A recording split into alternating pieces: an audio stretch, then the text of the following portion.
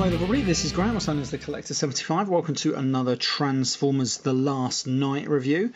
This one is the Voyager class Megatron, and it's a figure that I wasn't actually sure if I was going to get or not, because I've had mixed feelings about some of these Last Night figures. But with all the figures I've actually bought, I've been very, very pleasantly surprised, actually.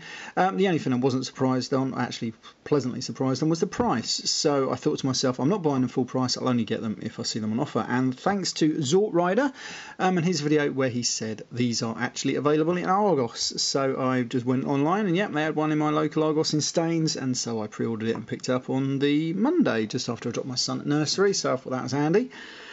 Yes, so many thanks. Otherwise I might have missed it, and I was looking out for this guy probably at TF Nation, but it saves me trying to get it there, because you never know. The thing is, this one's just sort of filtering out now, and TF Nation's only a few weeks away, so depending on its availability in the shops, TF Nation's prices might be a little bit higher than maybe they should be. So I was thinking maybe I'll see it, it'll either be around the £30 mark, I reckon.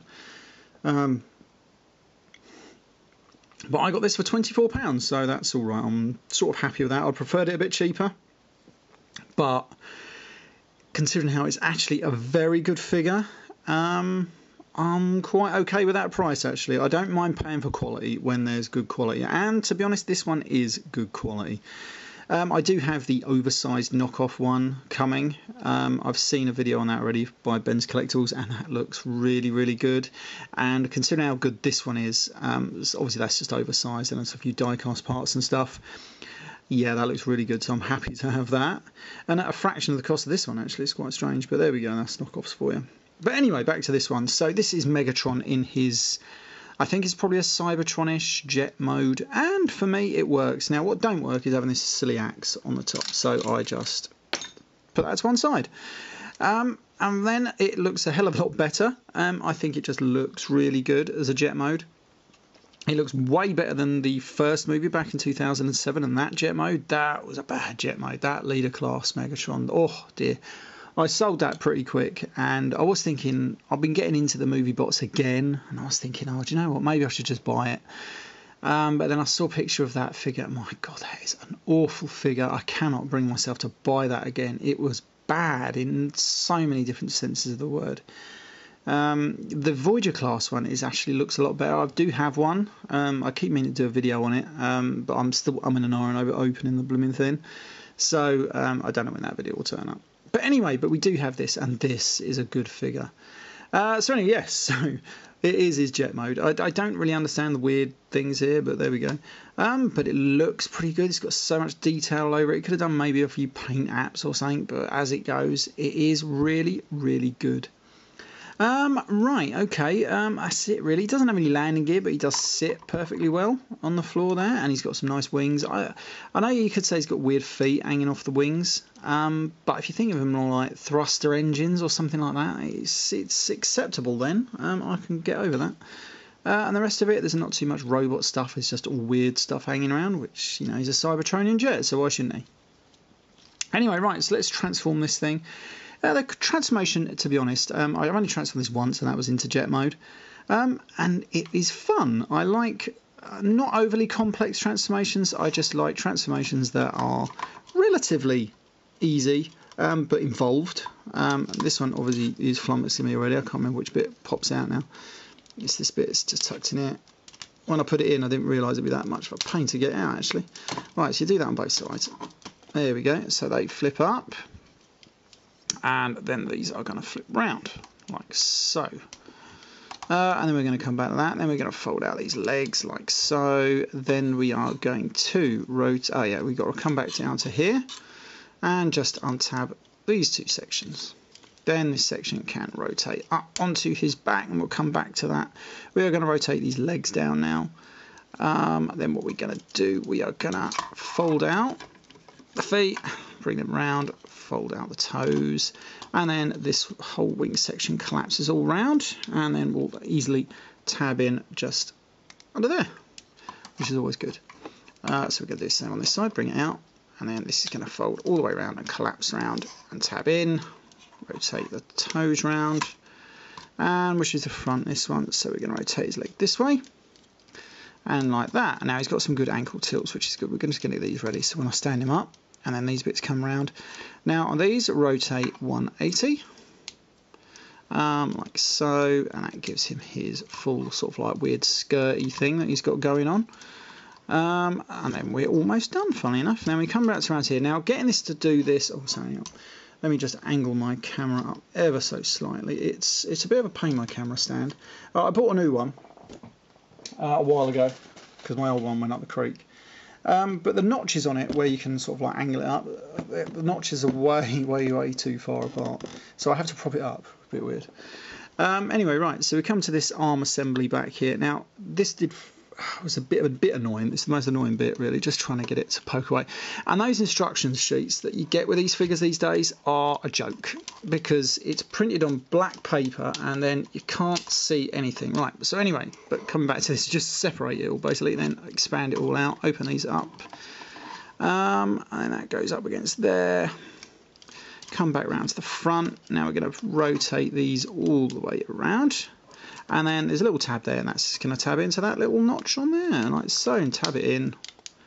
Again, bring it round, and that will tab just in there. And then we're going to move his arm, get his hands out, like so. Bring them down. Rotate his fusion cannon around. Rotate that down. Take his arms out. And this bit, you just bring this all the way back, and it sort of rotates on 2 points. The instructions neglect to do that. It just has a big arrow saying bring it up. But when you do that, it's hitting against something. So you have to make sure you bring both of them up at the same time. Otherwise, you could break it or do something. I don't know. But anyway, that goes down to there. And then we rotate his really cool head sculpt around. And that is Megatron in his robot mode. And it is a glorious robot mode. He's got ankle tilts, so you can get into some great poses. He bends at the knees. Things, these skirts can move up and down, so you can just move them around, and he just looks absolutely brilliant. And you take his axe, wherever that is, put that in his hand, and it just looks absolutely phenomenal. I love it. I haven't seen a good Megatron figure from the movies probably since Revenge of the Fallen. That was a good Megatron. And I actually quite liked the Galvatron from Age of Extinction. I mean, it had its faults, but it was kind of cool, some of it. But this is probably the best by far, and he's got his fusion cannon, although this one is a bit piddly, bit small. But there we go. But it still serves a purpose. And then we've got this head sculpt. The head sculpt is absolutely fantastic. I love that. I mean, there's so much detail on it. I mean, I wish it did like the movie where these bits went around the face to cover it up, but it doesn't. But you know what? It's such a good head sculpt. It don't need it. I love these bits as well.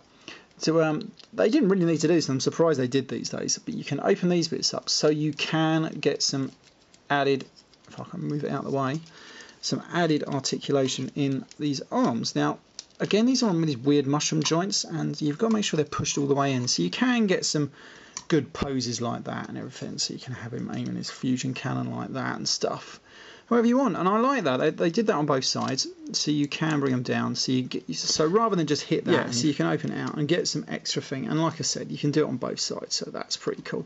And I love the asymmetrical look of this figure. This side is completely different to this side. Like this side's got a weird horn thing on it, and this side ain't. I love that. That just screams class to me. I just think it's absolutely brilliant. I love it. You're not going to get no waist swivel, which I suppose, given its level of articulation, is a shame. But luckily, it gets away with it because he's got so much articulation. And I love that chest sculpt. I think that is absolutely fantastic. All that detail in there. Absolutely brilliant figure. I love it. And then when you put him next to some of the other age, actually no, I'll do a little bit of a. I should have done this in when he was in plane mode, really. But this is the what was it? The Dark of the Moon Megatron. I actually quite like this one, but I do have the weird giant oversized one, which is pretty cool. You can see he's probably about the same sort of plastic used, if you know what I mean, but it's still pretty good. And I'm going to transform this very quickly. I want to do a video on this one. Keep meaning to. But this guy could have done a hell of a lot more paint apps. But then we can take some of the other figures and we can dot him around. There we have Berserker. He's not too bad. I haven't actually transformed this guy yet. Keep meaning to do a video on him. And then we got, what's his name? Barricade. And then we just need a couple more, don't we? Like bloody Nitro and everything. Hopefully I'll get him at TF Nation. Though I'm kind of hoping that I get the version maybe later on if they ever make it with the more shockwave-ish head. That would be quite cool. So I don't know if I'm going to pick him up or not. And I think he'll be a bit overpriced. So I'll probably stay away from that one. Yeah, I don't think there's too many other Decepticons out. I don't think that I want, really. I mean, this guy's okay. He's not too bad. But Megatron is definitely worth the money if you can find him. Definitely worth a pickup. Right, okay, this has been Graham, the Collect 75. Please rate, comment, subscribe, hit that like button, because that's always good. And, of course, you can support my channel with a little coffee link below. And I shall see you all next time. Bye for now. Oh yes, don't forget to check out some of my playlists. So I'm doing playlists on pretty much every different genre of figures that I've got. Armada, Energon, movie figures, stuff like that, generations and all kinds of things to try and make my videos a bit more easily findable.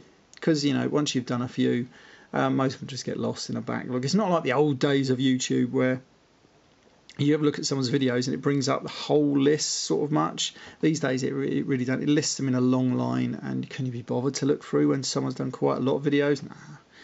So it's yeah, it's easy to find them in a playlist because then it's listed by playlist and just a few videos. So anyway, right, I'm going to leave this video here and enough rambling from me, and I shall see you next time. Bye for now.